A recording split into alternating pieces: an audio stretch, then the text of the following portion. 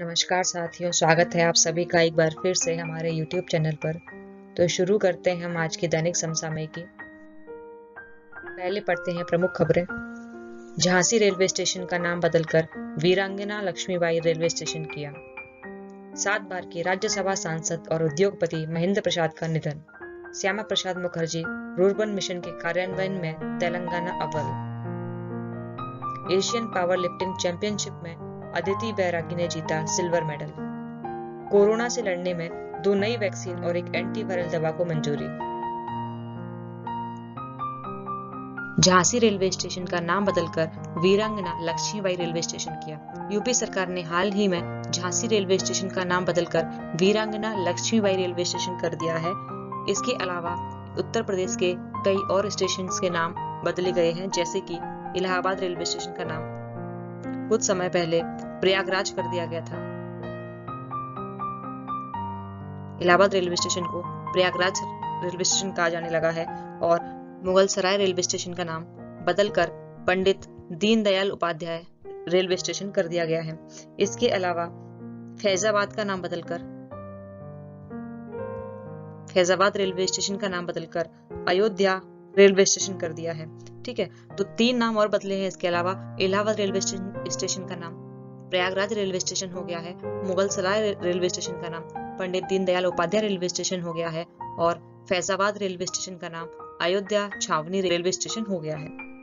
अगर मध्य प्रदेश में बात करें तो मध्य प्रदेश के हबीबगंज रेलवे स्टेशन का नाम हाल ही में बदलकर कमलापति रेलवे स्टेशन कर दिया गया है। इनका नाम बदलकर कर दिया गया है कमलापति रेलवे स्टेशन। तो ये आपको याद रखनी है।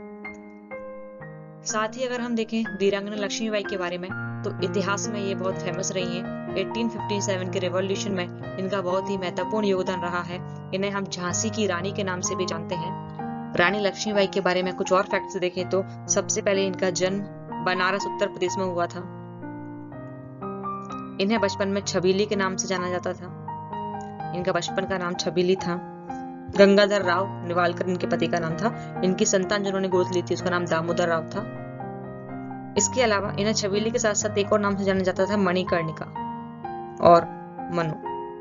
1857 की क्रांति में इन्होंने भाग लिया और अंग्रेजों से लड़ते हुए ग्वालियर में शहादत प्राप्त की। 7 बार के राज्यसभा सांसद और उद्योगपति महेंद्र प्रताप का निधन। 7 बार राज्यसभा सांसद रह चुके हैं और 1 बार लोकसभा सांसद रह चुके हैं। यह बिहार से 7 बार सांसद रह चुके हैं और लोकसभा से 1 बार सांसद रह चुके हैं। यह जनता दल से संबंध रखते थे। पहली बार 1980 में कांग्रेस के टिकट पर लोकसभा के लिए चुने गए थे। अरिस्टो फार्मास्यूटिकल्स के संस्थापक रहे हैं श्री महेंद्र प्रसाद जी।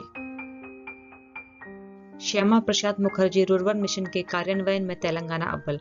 तेलंगाना श्यामा प्रसाद मुखर्जी रूर्बन मिशन के क्रियान्वयन में पहले स्थान पर रहा है और तमिलनाडु एवं गुजरात दूसरे व तीसरे स्थान पर रहे हैं। इस मिशन की शुरुआत 21 फरवरी 2016 को केंद्र सरकार के द्वारा की गई थी। यह एक केंद्र प्रायोजित योजना है जिसमें क्लस्टर आधारित एकीकृत विकास पर फोकस किया जाता है। अर्थात एक क्लस्टर बनाया जाता है जिसमें बहुत सारे गांवों को एक साथ मिला के उनका एक क्लस्टर तैयार किया जाता है और उनके समग्र विकास पर फोकस किया जाता है। इस योजना के व्यय को केंद्र और राज्य के मध्य मैदानी क्षेत्रों में 60:40 के अनुपात में और हिमालयी और पूर्वोत्तर राज्यों के लिए 90:10 है। इसका मुख्य उद्देश्य है आर्थिक तकनीकी सुविधाओं और सेवाओं से संबंधित ग्रामीण शहरी विभाजन को पाटना, अर्थात गांव में शहरी सुविधाएं प्रदान करना इसका प्रमुख उद्देश्य है।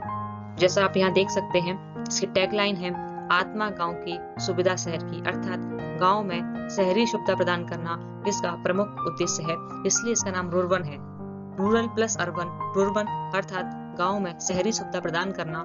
एक क्लस्टर बना के एक क्लस्टर के माध्यम से इस मिशन के तहत लगभग 300 ग्रामीण क्लस्टर बनाए जाएंगे और उन्हें एक समयबद्ध तरीके से विकसित किया जाएगा, जिसके क्रियान्वयन का बार-बार एनालिसिस किया जाता है और इस बार तेलंगाना पहले स्थान पर रहा है इसके क्रियान्वयन में।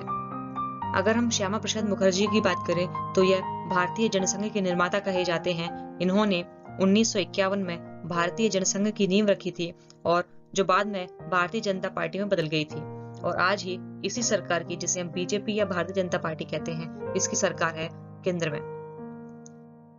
एशियन पावर लिफ्टिंग चैंपियनशिप में अदिति बैरागी ने जीता सिल्वर मेडल। अदिति बैरागी जो मध्य प्रदेश के छिंदवाड़ा की रहने वाली हैं, उन्होंने एशियन पावर लिफ्टिंग चैंपियनशिप में सिल्वर मेडल जीत लिया है। एशियन पावर लिफ्टिंग चैंपियनशिप का आयोजन तुर्की में किया गया। कोरोना से लड़ने को 2 नई वैक्सीन और एक एंटीवायरल दवा को मंजूरी। केंद्र सरकार ने हाल ही में 2 नई वैक्सीन और एक एंटीवायरल दवा को मंजूरी दे दी है कोरोना से लड़ने के लिए, जिनमें शामिल हैं कोर्बेवैक्स और कोवैक्स वैक्सीन तथा मोलनुपिराविर एंटीवायरल ड्रग। इनके उपयोग को मंजूरी दे दी है केंद्र सरकार ने। दोनों ही vaccine protein subunit vaccine है। कैसी है ये? प्रोटीन सब यूनिट वैक्सीन है। ये जो वैक्सीन है वो कैसी है? प्रोटीन सब यूनिट वैक्सीन है। और इनमें से कोर्बेवैक्स को हैदराबाद की बायोलॉजिकल ई कंपनी ने बनाया है, और कोवोवैक्स को नोवावैक्स कंपनी ने बनाया है, और मोलनुपिराविर को मर्क एंड रिजवेग ने बनाया है। इसके 21 दिन के अंतराल पर 2 डोज लेने हैं और इसके डोज में 28 दिन का अंतराल होना चाहिए। दोनों ही प्रोटीन बेस्ड वैक्सीन है, अर्थात प्रोटीन सब यूनिट वैक्सीन है। ठीक है। इसके अलावा अगर हम देखें तो भारत में अब कुल 8 वैक्सीन हो गई हैं, जिनमें कोर्बेवैक्स और कोवोवैक्स अभी ऐड हुई हैं। इसके अलावा 6 और वैक्सीन हैं, जिनमें स्पुतनिक, कोवैक्सीन, कोविशील्ड, मॉडर्ना और Johnson and Johnson, ZyCoV D, ये सभी कार्य कर रही हैं मार्केट में। तो देश में कोरोना वैक्सीन की संख्या कितनी हो गई है? 8। तो इस तरह से आज की प्रमुख खबरें यहीं समाप्त होती हैं। कल फिर मिलते हैं कुछ नए करंट अफेयर्स के साथ।